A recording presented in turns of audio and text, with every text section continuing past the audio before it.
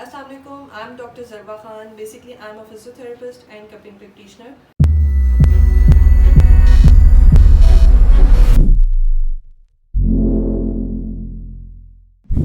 I'm running my own clinic in DHA Phase 4 Lahore, where I'm practicing as physiotherapist and cupping practitioner.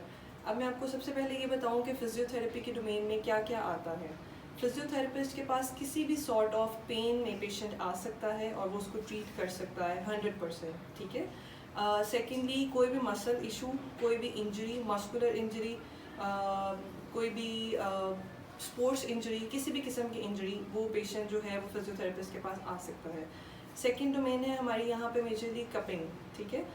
Cupping as you all know कि एक Chinese treatment technique भी है, लेकिन यहाँ पे हम इसको एज सुन्नत नबी लेके चलते हैं, जिसमें नबी पाक सल्लल्लाहु अलैहि वसल्लम का फरमान है कि बहुत ज़्यादा बीमारियों की शिफा उन कुछ पॉइंट्स जो हम सुन्नत के पॉइंट्स को फॉलो करते हैं उसमें है, ठीक है। मैं डिफरेंट सिटीज़ में भी प्रैक्टिस कर रही हूँ एज कपिंग प्रैक्टिशनर, जिसमें शेखुपुरा भी है, लाहौर, इस्लामाबाद, कराची। अच्छा, कमर दर्द जो है वो दो बेसिक वजूहात की वजह से हो सकती है। अगर हम डिफ्रेंशिएट करना चाहें बैक पेन को, तो वो एक सिस्टेमिक इशू की वजह से होती है, सेकेंडली मस्कुलोस्केलेटल इशू की वजह से होती है। सिस्टेमिक इशू की वजह से जो बैक पेन आती है वो हमारे किडनी की इशू की वजह से आ सकती है, GIT की वजह से आ सकती है, UTI की वजह से आ सकती है, कॉन्स्टिपेशन की वजह से आ सकती है। पेशेंट अमूमन इसको खुद से डायग्नोज नहीं कर पाता कि हमारे ये जो कॉमन इश्यूज़ हैं ये भी बैक पेन की तरफ लीड कर सकते हैं।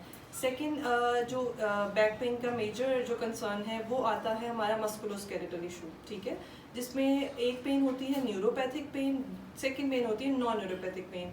न्यूरोपैथिक पेन को हम किस तरह से डिफ्रेंशिएट करते हैं नॉन न्यूरोपैथिक पेन से, कि न्यूरोपैथिक पेन में पेशेंट को नमनेस फील होती है, टिंगलिंग फील होती है, ठीक है, और उसकी पेन रेडिएट करती है। नॉन न्यूरोपैथिक पेन जो होती है वो पेशेंट मस्कुलर फटीग के साथ आता है और किसी भी मसल स्पैज़म की वजह से आता है।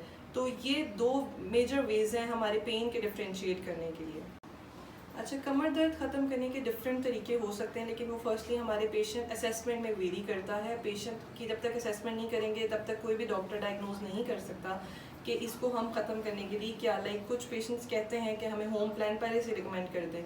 जब तक वो डॉक्टर के पास नहीं आएगा तब तक पेशेंट को हम नहीं बता सकते कि उसने इसको ठीक करने के लिए क्या करना है, ठीक है। जो हमारे पास प्रैक्टिस में चीज़ें हैं उसमें हम केल्टन बोन प्रैक्टिस है, सेरिक्स है, मोलिगन प्रैक्टिस है, और हमारे मैग्नेटिक थेरेपी प्रैक्टिस है जो स्पेशली जॉइंट्स के पेशेंट्स के लिए बहुत 100% एप्लीकेबल है, उसको हम यूज़ करते हैं। सेकेंडली, होम प्लान तब देते हैं जब पेशेंट डॉक्टर को असेसमेंट करवा चुका होता है, ठीक है। डॉक्टर प्रिस्क्राइब करता है कि इसने होम प्लान में कौन कौन सी एक्सरसाइजेस करनी है, कौन सी इसके लिए गुड है, कौन सी वर्स्ट है। Back pain can be treated at home और इन योर ऑफिस और एनी अदर वर्क प्लेस, लेकिन वो सबसे पहले हमारे प्रिकॉशनरी मेजर्स में आते हैं। लाइक आप अपना पोस्चर जो है वो अलाइंड रखें तो आपकी बैक पेन नहीं होगी ऑब्वियसली। आप अपनी डेली रूटीन को जो है अपनी एक्टिविटीज़, वॉक की एक्टिविटीज़, एक्सरसाइज की एक्टिविटीज़, जिम की एक्टिविटीज़, ये सारी अगर मैनेज रखेंगे बाय कंसल्टिंग योर फिजियोथेरेपिस्ट, तो you can be easily relieved with the pain. अच्छा, बैक पेन एक्सरसाइजेज जो हैं वो जब तक पेशेंट कंसल्ट नहीं करता उसको प्रिस्क्राइब नहीं की जा सकती। एक्सरसाइज वैसे दो तरह से होती हैं, लाइक एक मैकेंजी एक्सरसाइजेज हैं और सेकेंडली थेराप्यूटिक एक्सरसाइज हैं। पेशेंट के मसल वेट, पेशेंट का वेट जो है बॉडी वेट, उसके अकॉर्डिंग एक एक चीज़ को हम मद्देनज़र रख के फिर डिसाइड करते हैं कि पेशेंट को कौन सी एक्सरसाइजेज प्रिस्क्राइब करनी है। एक और मेजर पॉइंट जो मैं इसमें हाईलाइट करना चाहूँगी कि पेशेंट हमारे पास आते हैं और वो पहले से ही MRI करवा के लाते हैं। उनको ऑर्थोपेडिक सर्जन्स और ऑर्थोपेडिक फिजिशियंस कोई भी कंसल्ट करता है, या आजकल पेशेंट का रुझान MRI की तरफ इतना ज़्यादा हो गया कि उनको ये नहीं पता कि 60 to 70% जो है हमारी रिसर्चेस इस बात को प्रूव करती हैं कि MRI जो है पेशेंट के रिकवरी रेशो को मिनिमाइज करता है। लाइक वो रिकवरी रेशो शो ही नहीं करता जो हमारी स्पाइन में या किसी भी इशू की वजह से आ रही होती है रिकवरी, ठीक है।